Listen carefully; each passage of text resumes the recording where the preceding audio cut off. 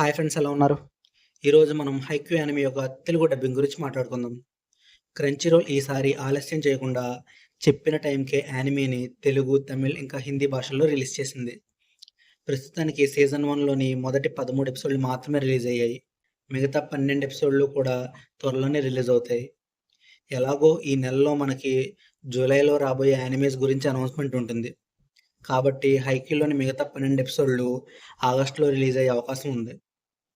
ఇంకా తెలుగు డబ్బింగ్ విషయానికి వస్తే చాలా బాగుంది ఫ్రెండ్స్. డైలాగ్ రైటింగ్ కానీ, క్యారెక్టర్స్కి సెలెక్ట్ చేసుకున్న వాయిసెస్ కానీ అన్నీ చాలా బాగున్నాయి. వాయిస్ యాక్టర్స్ కూడా డైలాగ్స్ని చాలా బాగా డెలివర్ చేశారు. హైక్యూ యానిమే చాలా పాపులర్ స్పోర్ట్స్ యానిమే. ఈ యానిమేలో స్పోర్ట్సే మెయిన్గా కాకుండా కామెడీ ఇంకా ఎమోషన్ కూడా చాలా ఇంపార్టెన్స్ ఉంటుంది. వాయిస్ యాక్టర్స్ ఈ రెండింటిని చాలా బాగా హ్యాండిల్ చేశారు.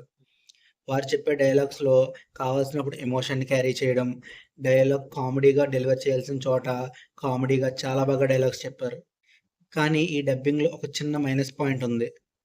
అదేమిటంటే ఒకే వాయిస్ యాక్టర్ 2-3 క్యారెక్టర్స్ని హ్యాండిల్ చేశారు.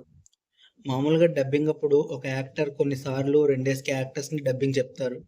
కాకపోతే అప్పుడు వాళ్ళు వాళ్ళ వాయిస్ని కొంచెం చేంజ్ చేసి రెండో క్యారెక్టర్కి డబ్బింగ్ ఇస్తారు.